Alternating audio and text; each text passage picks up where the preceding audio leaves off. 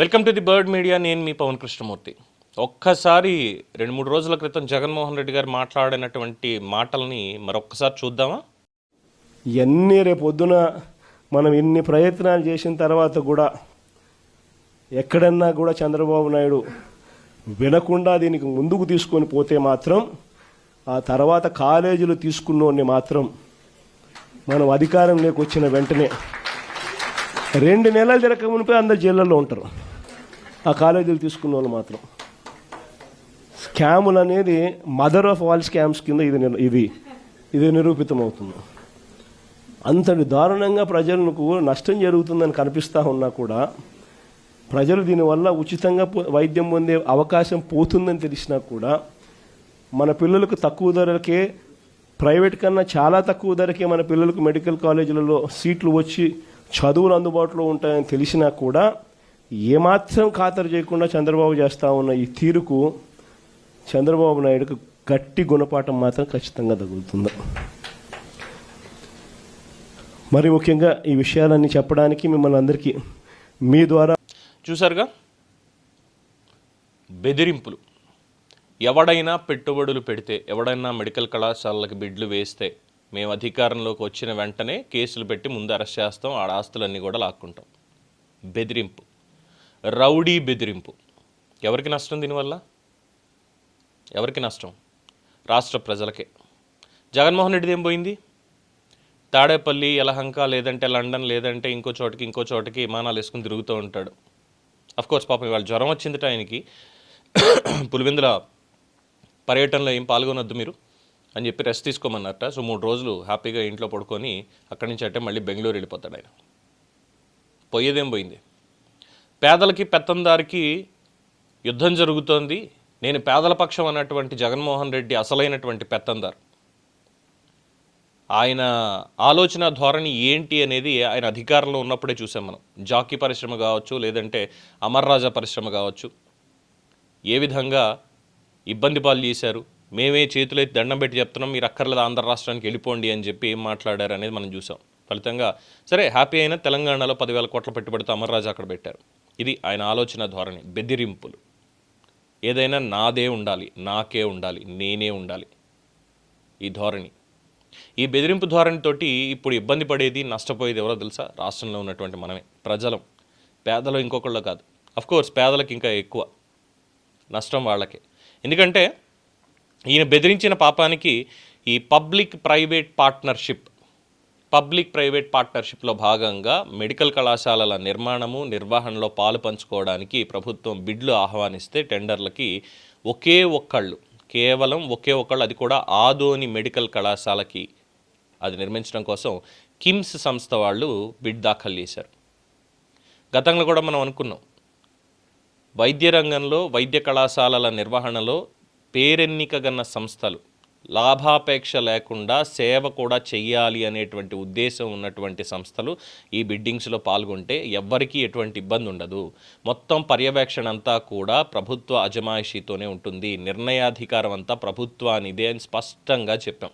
వాళ్ళు వ్యాపారం చెయ్యరు అని కూడా చెప్పాం. Quality education and quality health services అందించడానికి ఇలాంటి వాళ్ళు ముందుకు రావాలి అని చెప్పాం.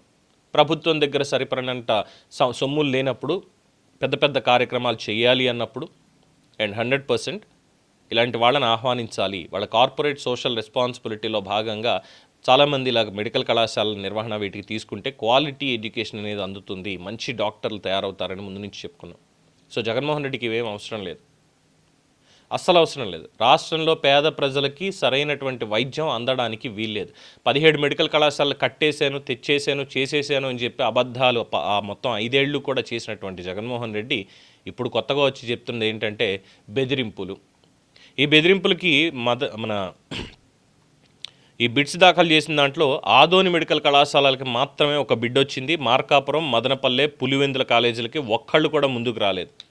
అంత నిజంగా జగన్మోహన్ రెడ్డికి చిత్తశుద్ధి ఉంటే పులివెందుల మెడికల్ కళాశాలని దత్తత తీసుకొని ప్రభుత్వంతో పోటీ పడుతూ, అయ్యా మీరు నిర్ణయాలు తీసుకున్నారు, మీకంటే ఎక్కువ క్వాలిటీతో మేము ఇక్కడ అందిస్తామని చెప్పి ఎందుకని బిడ్ వేయించలేకపోయాడు? సొంతంగా చాలామంది ఉన్నారుగా. అబ్బే మేము అలాంటివి చెయ్యం, మేము ఎందుకు చేస్తాం? పేదలకి వైద్య విద్యలో ఎక్కువ సీట్లు వస్తాయి, ఇప్పుడున్నటువంటి పీపీపీ ప్రకారం లేదు, నేనున్నప్పుడే వస్తాయి, నేను లేకపోతే అంతా కూడా నష్టమే. ఎవరికి నష్టం? జగన్మోహన్ రెడ్డికి కాదు, రాష్ట్ర ప్రజలకి నష్టం.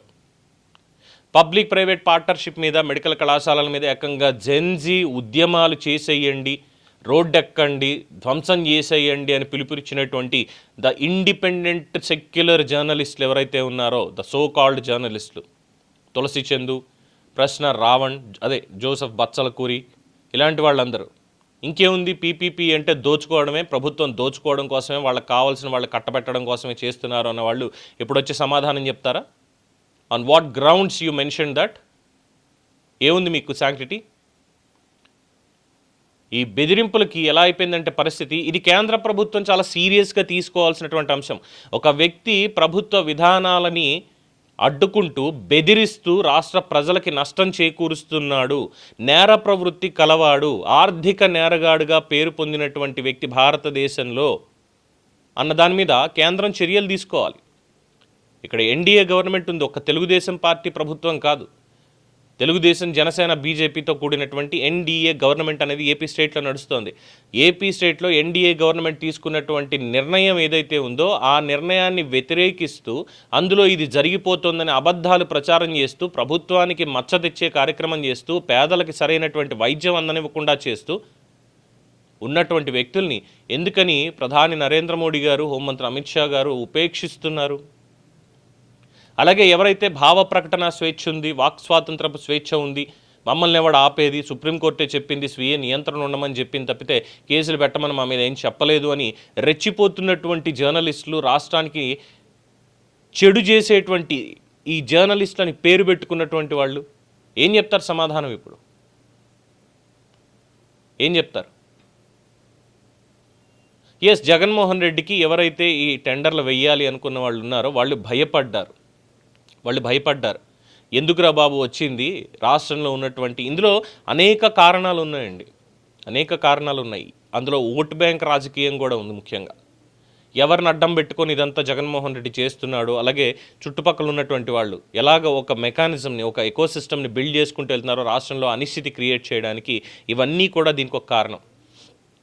గతంలో చూసాంగా, అమర్ రాజా లాంటి సీనియర్ మోస్ట్ పేరెన్నికగన్నటువంటి సంస్థ అదే ఇక్కడి నుంచి తెలంగాణకు వెళ్ళిపోయింది అంటే దానికి కారణం ఎవరు అనేది వాళ్ళ మనసుల్లో ఇంకా ఉండిపోయింది. కూటమి ప్రభుత్వం ఇక్కడ ఫెయిల్ అయింది. నిజంగా మీకు ఆ భయం లేదు, మేం భరోసా ఇస్తున్నామని చెప్పడంలో నారా చంద్రబాబు నాయుడు గారు ముఖ్యమంత్రిగా, పవన్ కళ్యాణ్ గారు ఉప ముఖ్యమంత్రిగా ఫెయిల్ అయ్యారని చెప్పడానికి చాలా చింతిస్తున్నాను. ఇక భరోసా ఏముంది ప్రజలకి? ఒక దుర్మార్గపు పాలన 5 ఏళ్ల పాటు చూపించినటువంటి వ్యక్తి నేను మళ్ళీ వస్తాను, మళ్ళీ అదే చేస్తాను అని చెప్పి ప్రతిపక్ష హోదా ప్రజలు ఇవ్వకపోయినా సరే ఇంకా అదే రేంజ్లో ఈ రౌడీ రాజకీయాలు చేస్తూ బెదిరింపు ధోరణులకు పాల్పడుతూ ఉంటే ప్రభుత్వం, I'm really sorry to say this words, చేతులు కట్టేసి కూర్చుందా? చేతకాని ప్రభుత్వంలో కూర్చుందా? ప్రభుత్వ మెడికల్ కళాశాలల గురించి సరైనటువంటి క్లారిఫికేషన్ ఏ మాధ్యమాల్లో ఇచ్చారు, ఎవరికి ఇచ్చారు, ప్రజలకు తెలియజేసేలా క్యాంపెయిన్స్ ఏమైనా రన్ చేశారు? అసలు ప్రజల్లో ఉన్నటువంటి అపోహలను పోగొట్టేలాగా, ఇగో ఇలాంటి వాళ్ళు చేసినటువంటి అపోహలు పోగొట్టేలాగా ఎన్నిసార్లు అని చెప్పారు? ఎందుకని చెప్పి ఈ అలసత్వం, నిర్ణయాల్లో ఎందుకని చెప్పి జాప్యం చేస్తున్నారు? తప్పు జరుగుతున్న చోట శిక్షించడానికి ఏమొస్తుంది మీకు అడ్డు? ఏ రాజకీయం అడ్డు వస్తుంది? శాంతి భద్రతల సమస్యలు తలెత్తుతాయి అనుకుంటున్నారా? తప్పు చేసిన వాడిని తీసుకెళ్ళి లోపలేసేయండి. ఎవడొస్తాడు? అఫ్కోర్స్ ఇలా తప్పు చేసిన వాళ్ళందరినీ, ఇలా బెదిరించే వాళ్ళందరినీ తీసుకెళ్ళి లోపలేస్తే ఉన్నటువంటి జైలు సరిపోవని భయపడుతున్నారేమో. ఒక కంటోన్మెంట్ లాగా తయారు చేసి అక్కడ పడేసేయండి తీసుకెళ్ళి. అయినా సెంట్రల్ గవర్నమెంట్ ఏం చేస్తుంది అసలు? కేంద్ర వైద్య శాఖ మంత్రులు ఏం చేస్తున్నారు? ఇక్కడ ఇంత రాద్ధాంతం చేస్తూ, ఇంత ప్రాపగాండా చేస్తూ, తప్పుడు ప్రచారాలు చేస్తూ బెదిరింపులకు పాల్పడుతూ ఉంటాయి.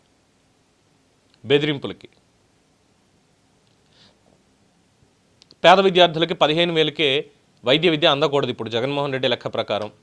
ఎందుకంటే ఆయన ఉన్నప్పుడు సీట్లు ఎన్ని ఉన్నాయి, ఇప్పుడు సీట్లు ఎన్ని ఉన్నాయి లెక్క క్లియర్గా ఉంది కాబట్టి, ఇంకా ఎక్కువ సీట్లు వస్తున్నాయి కాబట్టి. ఎన్ఆర్ఐ కోటా తీసుకొచ్చింది ఆయన, మేనేజ్మెంట్ కోటా తీసుకొచ్చింది ఆయన, సెల్ఫ్ ఫైనాన్స్ స్కీమ్ అని. మరి అవన్నీ తీసుకొచ్చి ఇప్పుడు వచ్చి ప్రైవేట్ పార్ట్నర్షిప్ ఇందులో ఉంటుంది అంటే, పబ్లిక్ ప్రైవేట్ పార్ట్నర్షిప్ ఇందులో ఉంటుంది అంటే పార్టిసిపేషన్, అది జగన్మోహన్ రెడ్డికి అడ్డంకి. అందుకని చెప్పి అడ్డం పడిపోతున్నాడు, బెదిరిస్తున్నాడు. నేను వచ్చి లాక్కుంటా, ఎవడన్నా పీపీపీలో వచ్చి పెట్టుబడులు పెట్టినా నిర్మాణాలు చేసినా సరే మేము వచ్చిన తర్వాత ప్రతి ఒక్కరిని జైల్లో వేస్తాం. ఇంత బహిరంగంగా బెదిరిస్తూ ఉంటే చేతకారి ప్రభుత్వంలాగా చర్యలు తీసుకోకుండా ఏం చేస్తున్నారా? గుడ్డిగాడిదలకు పళ్ళుదవుతున్నారా? ముఖ్యమంత్రి చంద్రబాబు నాయుడు గారు, డిప్యూటీ సీఎం పవన్ కళ్యాణ్ గారు గుడ్డిగాడిదలకు పళ్ళుదవుతున్నారా సార్ మీరు? ఇందుకేనా ప్రజలు మీకు 164 మ్యాండేట్ ఇచ్చింది? తెగింపుతోటి అంత ఆవేశంగా మాట్లాడుతున్నారు కదా, తప్పు చేసిన వాళ్ళని తాట తీస్తామని చెప్పి. ఎక్కడ తీస్తున్నారు సార్? ఈరోజు ఏమైంది? మీ పనితనానికి, మీరు ఇచ్చినటువంటి భరోసాకి నిదర్శనం ఏంటి? మీ భరోసా పనిచేయలేదు, జగన్మోహన్ రెడ్డి బెదిరింపులు పనిచేసేశారు. ఇది ఆవేదనతో అంటున్నటువంటి మాట, రాష్ట్ర ప్రజల ఆవేదనను వ్యక్తపరిచేటువంటి మాట. ఎక్కడుంది సార్ మీ భరోసా? ఏమిచ్చారు సార్ భరోసా మీరు రాష్ట్ర ప్రజలకి? తప్పుడు జర్నలిస్టులు, తప్పుడు మనుషులు అందరూ కూడా రాష్ట్రంలో పడి తప్పుడు ప్రచారాలు చేసుకుంటూ వెళ్తూ ఏకంగా ఉద్యమాలు చేసేయండి దీనికి వ్యతిరేకంగా అని మా పిలుపునిస్తూ ఉంటే చర్యలు తీసుకోవడానికి మీకు ఏం వచ్చింది సార్? ఏమొచ్చింది? అసెంబ్లీకి రాడు, ప్రతిపక్ష హోదా లేదు, అసెంబ్లీకి రాడు, అయినా సరే రాష్ట్ర వ్యాప్తంగా నేను తిరుగుతాను, నేను తిరిగి తప్పులు ప్రచారం చేస్తాను, అబద్ధాలే ప్రచారం చేస్తానంటే ఎన్డీఏ కూటమిలో ఉన్నటువంటి వాళ్ళు చేతకాని వాళ్ళలా కూర్చున్నారా సార్? ఎవరు చెప్తారు సమాధానం దీనికి? ఎవరు చెప్తారు? జగన్మోహన్ రెడ్డి టెండర్లు వెయ్యడు, ఇంకొకరిని వెయ్యనివ్వడు, ఆ క్రెడిట్ ఆయనకే రావాలి. ఏం చేసినా క్రెడిట్ నాదే ఉండాలి అనుకుంటున్నాడు ఆయన. మరి ఏం చేస్తున్నారు? ప్రజలకు ఏం చెప్తున్నారు మీరు? అండ్ అఫ్కోర్స్ ఇక్కడ ఈ మెడికల్ కళాశాలలో ఈ ప్రాసెస్ ముందుకు కదలకపోతే జరిగేదేంటో తెలుసా? ఆ 1,30,00,000 మంది ఎవరైతే ఓట్లు వేశారో, బాబు మీకేమ్మా, ఈ 1,30,00,000 మందిలో ఎవరన్నా వైద్య విద్య చదువుకోవాలి అని టాలెంట్ ఉండి వచ్చిన వాళ్ళు ఉంటారు చూసారా, మీకు అందులో సీట్లు దొరకవు ఇప్పుడు. ఎందుకంటే ఇవి నిర్మాణాలు అలాగ పూర్తి కావు. అవ్వనివ్వడు జగన్మోహన్ రెడ్డి, పూర్తిగా అసలు అవ్వనివ్వడు. మీరు చదువుకోక్కర్లా, పక్క రాష్ట్రాలకు వెళ్ళి డబ్బులు ఉంటే లోన్లు పెట్టుకోనో, తల్లి పుస్తలు అమ్ముకోనో, పొలాలు అమ్ముకోనో వెళ్ళి అక్కడ చదువుకోవాలి. ఏపీ స్టేట్లో మిమ్మల్ని సరైన రీతిలో చదువుకునేవాడు జగన్మోహన్ రెడ్డి. పేదలకు వైద్యం, సరైనటువంటి వైద్యం అందనేవాడు జగన్మోహన్ రెడ్డి. ఇదేమి భారతదేశంలోనూ, అందులో ఆంధ్రప్రదేశ్లో మాత్రమే జరుగుతున్నటువంటి ప్రహసనం కాదే పబ్లిక్ ప్రైవేట్ పార్ట్నర్షిప్ అనేది, ప్రపంచవ్యాప్తంగా అమల్లో ఉన్నటువంటిదే. అందులోనూ అంతెందుకు చెప్పడానికి మళ్ళీ మళ్ళీ చెప్తే సిగ్గుపోతుందేమో జగన్మోహన్ రెడ్డికి. జగన్మోహన్ రెడ్డి తండ్రే పబ్లిక్ ప్రైవేట్ పార్టిసిపేషన్ తోటి ఆ రోజు శ్రీ సిటీ అక్కడ జరిగినటువంటి శంకుస్థాపనలు వీటన్నిటిని తీసుకొచ్చాడు. రాజశేఖర్ రెడ్డి ఇప్పుడు తీసుకెళ్ళి వేస్తాడా రాజశేఖర్ రెడ్డిని జైల్లో? తప్పే కదా ఆ రోజు. మరి మహానేత మహానేత అని చెప్పి డబ్బాలు ఎందుకు కొట్టుకుంటాడు? వాస్తవాలు చెప్తుంటే మనుషులకు ఎక్కనివ్వడు. ఎందుకు ఇలాంటి వాళ్ళు రాజకీయాలకు అవసరమా? రాష్ట్రానికి అవసరమా? కేంద్ర ప్రభుత్వం సరైనటువంటి చర్యలు తీసుకోకపోతే రాష్ట్రంలో ఇలాగే ముందుకు కొనసాగుతుంది. ఎవ్వరూ పెట్టుబడులు పెట్టడానికి అవకాశం లేదు. విచ్చలవిడిగా మేము వదిలేస్తాం, మా రాజకీయ కారణాలతోటి, మా అఫిలియేషన్స్ మాకున్నాయి, మాకు ఇదంతా కామన్ అని అనుకుంటే రేపన్న రోజు జంజీ ఉద్యమం కాదు, ప్రజా ఉద్యమాలే జరుగుతాయి ఖచ్చితంగా, రాజకీయ నాయకులందరికీ వ్యతిరేకంగా. ఇది మనసులో గుర్తుపెట్టుకోవాలి. అంతే తప్ప ఒక వ్యవస్థను ముందుకు తీసుకెళ్తున్నప్పుడు దాని మీద కాదు ఉద్యమాలు రావాల్సింది. ఇప్పుడు నిజంగా ప్రైవేట్ మొత్తం కళాశాలలన్నీ కూడా ప్రైవేట్ వాళ్ళకి గంపకొత్తగా 99% మీదేనయ్యా, ప్రభుత్వం ఏమి ఉండదు, మీరు డబ్బులు పెట్టి కడుతున్నారు కాబట్టి అంతా మీరే చూసుకోండి అని చెప్పి ప్రభుత్వం ఉంటే 2 నిమిషాలు ఈ ప్రభుత్వం కూలిపోవడానికి, 2 నిమిషాలు తగలబడిపోతుంది రాష్ట్రం. కానీ ఏం జరుగుతుంది ఇక్కడ? ఇప్పుడు నిర్ణయాధికారం మొత్తం ప్రభుత్వానిదే. కళాశాలల నిర్మాణం 33 ఏళ్ల పాటు వాళ్ళకి ఈ నిర్వహణ ఇదంతా కూడా వాళ్ళ చేతుల్లో ఉంటుంది. మెడికల్ కళాశాలకు సంబంధించి ఫ్యాకల్టీని వీటిని చూసుకోవాలి. ఎందుకంటే ఒక హాస్పిటల్ని కట్టాలి అంటే, హాస్పిటల్ అంటే ఏంటండి?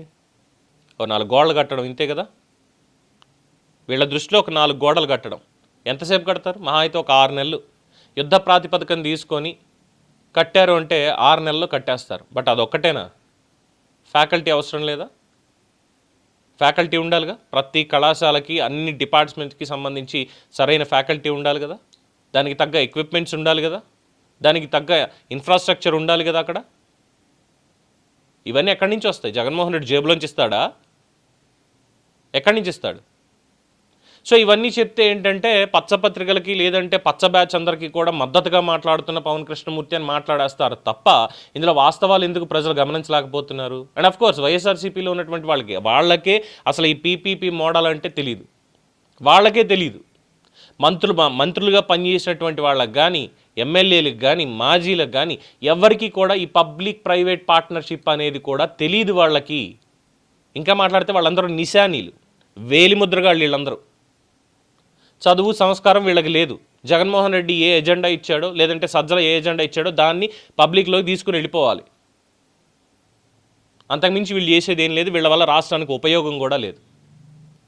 ఇలాంటి పార్టీలు ఎవరైనా సరే, పార్టీలను కూడా కాదు, ఇలాంటి రాజకీయ నేపథ్యం, ఇలాంటి ఆలోచనలు ఉన్నటువంటి వాళ్ళు రాజకీయాల్లోకి రావద్దు, రానివ్వకూడదు. ప్రజలు నిర్ణయం తీసుకోండి. అది మంచి చేసేటువంటి వాళ్ళని మళ్ళీ తీసుకురావాలి, అంతేగాని ముంచే వాళ్ళని కాదు. దీని మీద మీ అభిప్రాయం తెలియచేయండి. చూస్తూనే ఉండండి ది బర్డ్ మీడియా.